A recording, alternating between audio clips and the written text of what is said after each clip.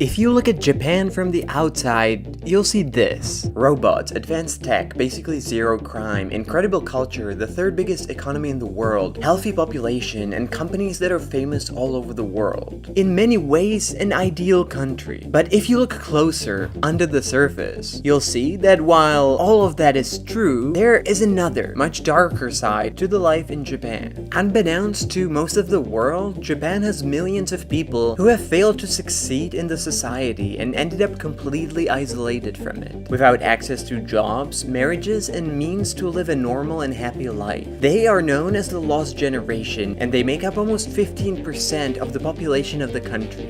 And their sad story is a symbol of Japan's fall from grace, and a sign of its disturbing future.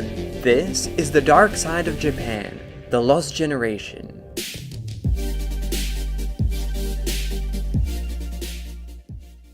While this is now mostly forgotten, in the 1980s, Japan was seen as the next economic superpower that was going to replace the United States and completely take over the global economy, in a similar way we might see China today.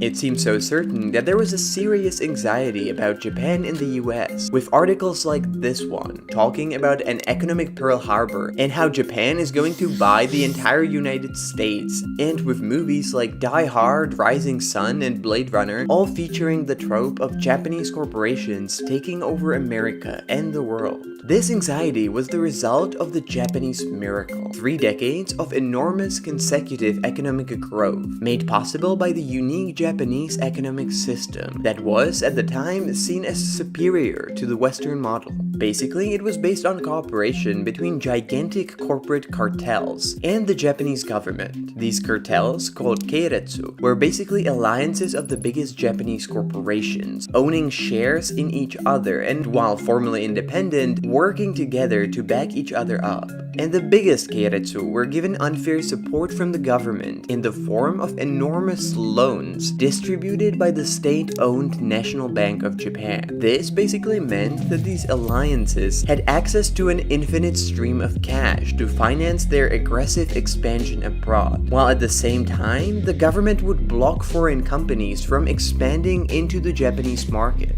It wasn't a healthy system or a fair one, but it was working. The Japanese stock market was booming. Japanese products were conquering one market after another, and regular people knew that if they worked hard and got a university degree, they would get a solid job at a large corporation that would mean the guarantee of a lifetime employment. Japan was unstoppable and everything was going great, until it wasn't.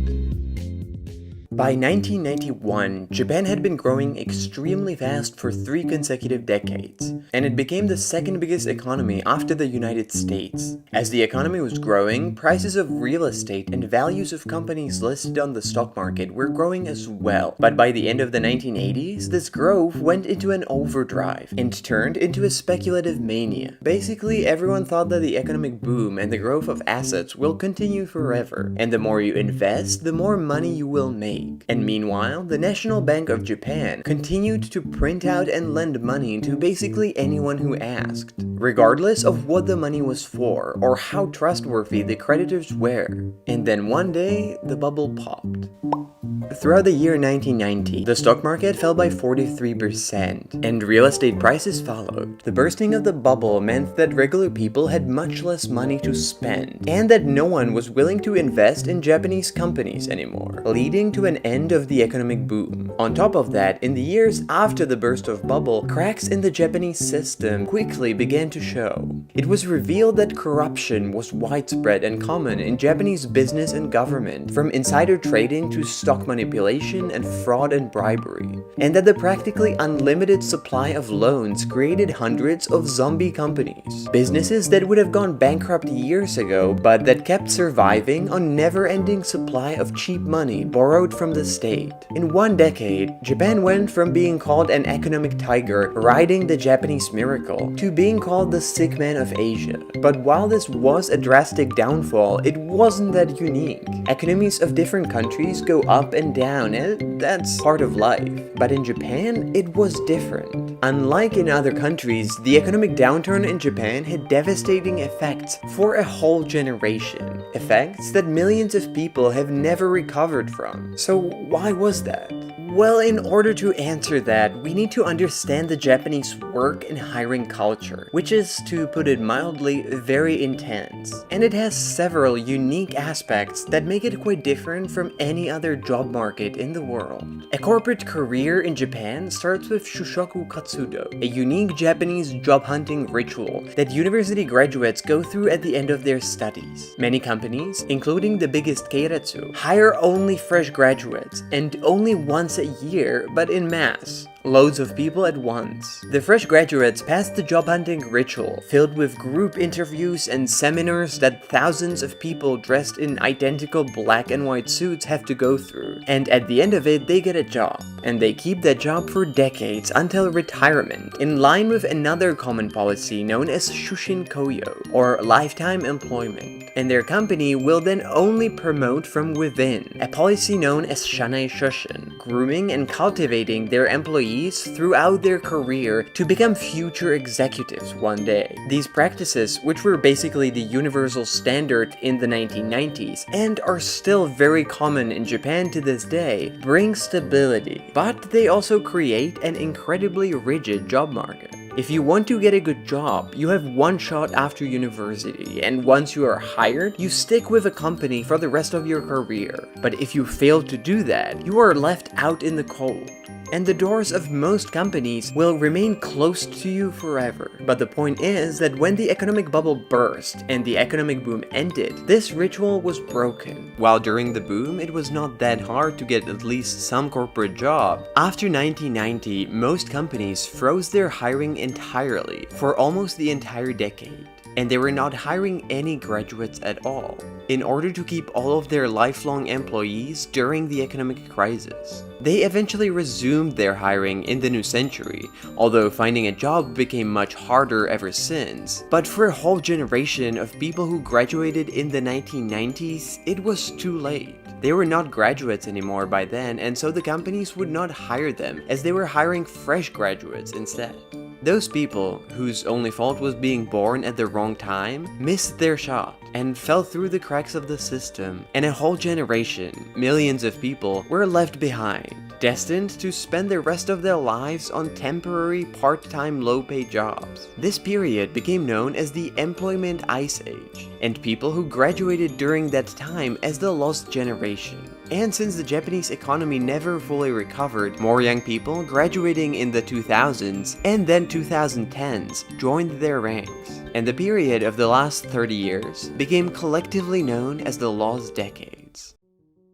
This is obviously tragic for those who are part of the lost generation, but it doesn't affect just them. Instead, their sad fate negatively affects the entire Japanese society, and it casts a dark shadow over Japan's future. There is an entire generation of people, now in their 30s and 40s, who are missing from the job market entirely. They usually live with and often off their parents. They were never economically secure enough to start families of their own, and they never had proper jobs and careers. Around 15% of the population, almost 17 million people, are considered part of the lost generation, and they make up the age group that's the most important for an economy of any country. It's the people in their 30s and 40s who usually spend the most on their families, housing, taking mortgages, buying cars. They are those who keep the economic engine going. But in Japan, there's no one to do that now. And economy is not Japan's only problem that's getting worse because of the lost generation. Currently, the country is dealing with what's been called super aging. Japan has the highest percentage of elderly people, almost 30% of the population in the world, and it's aging more rapidly than any other country. And that is partly also because of the millions of children that the lost generation never had. By 2050, the ratio between seniors and people in the working age will be 1 to 1.3, meaning that there will be almost as many people over 65 as people between 15 and 64. In any country in the world, the elderly are dependent on the taxes paid by people in what's called productive age. But in Japan, this will be at some point simply no longer sustainable. And on top of that, the lost generation created another social issue that is becoming increasingly damaging to the survival of the Japanese society, the phenomenon of so-called hikikomori. These are Japanese men who have voluntarily decided to completely cut themselves off of society, and they're spending their lives in complete isolation, never leaving their house and not having any social contacts at all, usually being completely financially dependent on their parents. The first hikikomori were members of the original lost generation, men today in their 30s and 40s who could not fulfill the requirements expected from them by the Japanese society, get a job, climb the career ladder, start a family and provide for them, and decided to give up entirely instead. But eventually they were joined by others from the younger generations as well, who, although they did have a chance to join the job market, just found it too stressful and competitive. Today, there is almost 1 million of these men in the Japanese society, with many more on the verge of joining them.